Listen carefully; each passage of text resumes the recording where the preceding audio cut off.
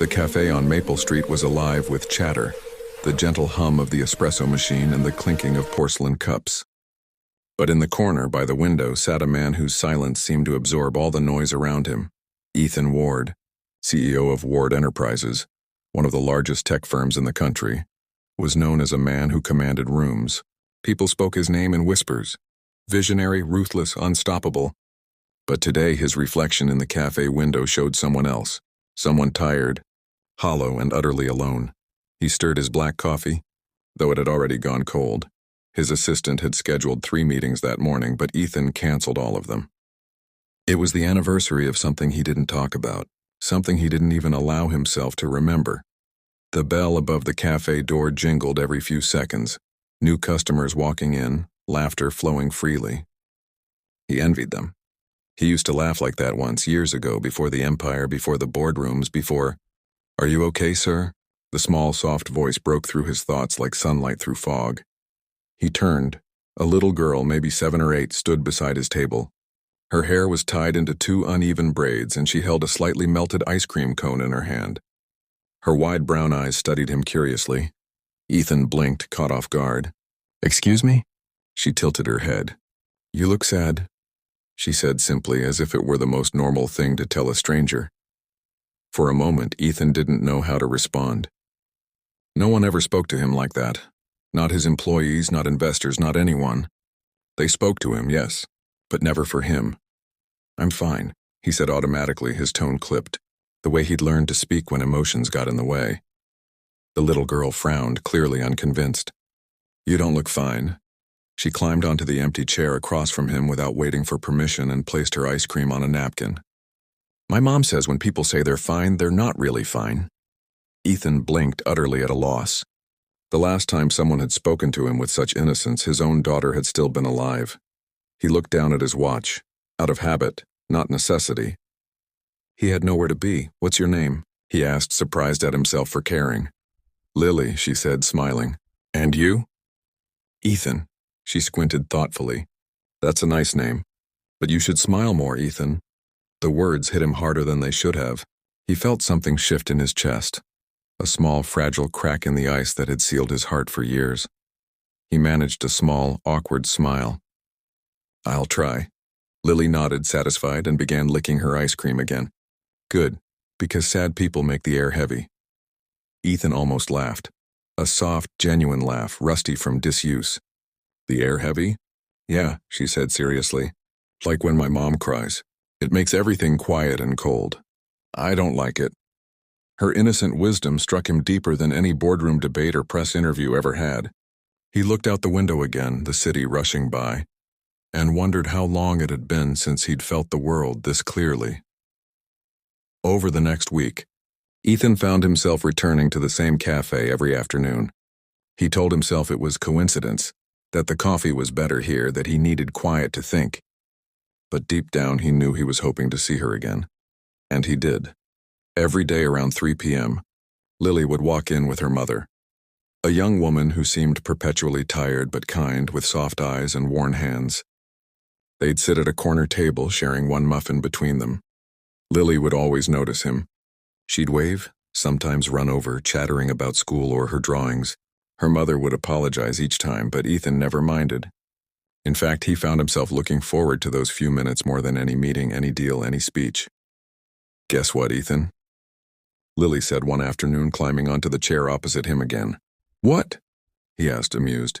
"I got a star on my math test. Mommy said I'm getting good." "That's wonderful," Ethan said warmly. "I'm proud of you." She beamed. "You sound like my dad used to." Something in her tone made Ethan pause. "Used to?" Lily looked down at her melting ice cream. "He's gone. Mommy says he's in heaven." Ethan felt a familiar ache rise in his chest. He swallowed hard. "I'm sorry, Lily." She looked up, her eyes bright again. "It's okay. Mommy says heaven is where people go when they finish their story. Maybe my dad finished his story early."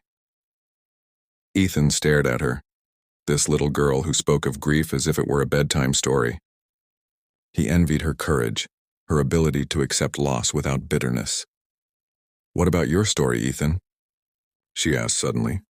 "Are you still writing it?" The question hit him like a thunderclap.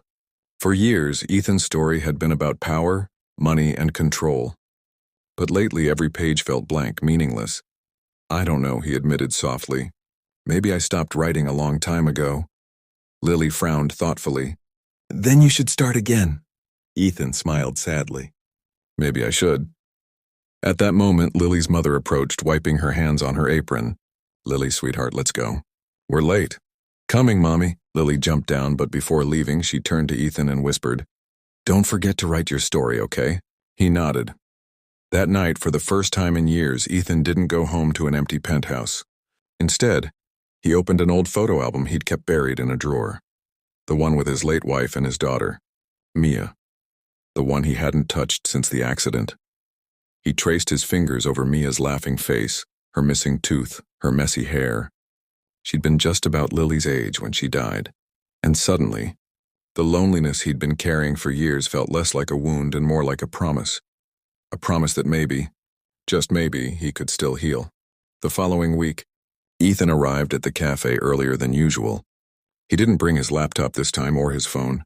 He just sat, waiting almost nervously. When Lily arrived, she ran straight to him with her usual energy. I made you something, she announced, handing him a small folded paper. It was a heart, a slightly crumpled one colored with red crayons. Wow, he said, genuinely touched. You made this for me? Uh-huh, she said proudly. So you won't be sad anymore. Ethan smiled, really smiled this time. It's beautiful, Lily, thank you. She grinned. Mom says when you give someone a heart, it means you care about them. He blinked, caught off guard by the simplicity of the statement. That's very wise, Lily nodded solemnly. I'm 7. I know stuff. Her mother laughed softly from across the cafe where she was serving customers. Ethan noticed for the first time the faint limp in her step, the fatigue in her eyes. She wasn't just tired. She was overworked, struggling. Later that afternoon, Ethan quietly approached the cafe owner and paid off their tab for the month, leaving extra for Lily's mother. He didn't sign his name, just a note, for the woman raising sunshine. When he returned to his office the next day, his assistant stared at him like she'd seen a ghost. Sir, you're smiling, he chuckled. I suppose I am. The rest of the team noticed too. The once cold CEO now paused to ask how people were doing. He laughed more. He listened. When one of his interns nervously dropped coffee on his desk, instead of firing her, as legend claimed he'd done before, he simply helped clean it up. Something in him was changing, or perhaps something was waking up. That evening, as he left the office, he stopped by a store and bought a small stuffed bear. He didn't know why. Maybe just a quiet impulse. The next day, when he handed it to Lily, her eyes widened with delight. Is this for me? He nodded. For my favorite writer, she squealed, hugging it tight. Thank you, Ethan. Her joy was contagious, pure, and something in his chest and the space where grief had lived filled with warmth again. Winter came quietly. Snow lined the streets and Christmas lights began to twinkle across the city. Ethan found himself looking forward to his cafe visits more than any board meeting. One afternoon, however, Lily didn't show up. He waited an hour. Then another. The next day, still no sign of her. A hollow worry began to grow inside him. Finally, on the third day, he saw Lily's mother sitting alone at the cafe, her hands wrapped around a cup of tea. Her eyes red. Where's Lily? Ethan asked, his heart pounding. She looked up, startled, and managed a weak smile. You must be Mr. Ward. Lily talks about you all the time. Please, he said, and just Ethan, is she okay? Tears welled in her eyes. She's in the hospital, pneumonia, it's been bad. The words hit him like ice water. Which hospital? She hesitated. You don't have to, please, he said firmly. Tell me. That evening, Ethan stood in the pediatric wing of St. Mary's Hospital. Through the glass, he saw Lily, small and pale against the white sheets, oxygen tubes in her nose. Yet even in sleep, she clutched the little stuffed bear he'd given her. He felt something break inside him, not in grief, but in helplessness.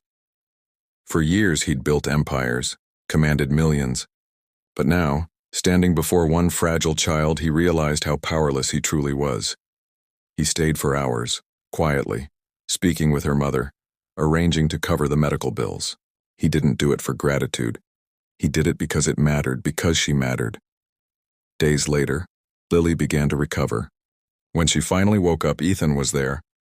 "Hey," she whispered weakly. "You came?" "Of course," he said softly, smiling through tears. "You still owe me a story, remember?" She grinned faintly. "I did write one," she said, reaching for a small notebook beside her bed. "It's about a lonely king who found a little fairy that fixed his heart." He took the notebook gently, reading the crook.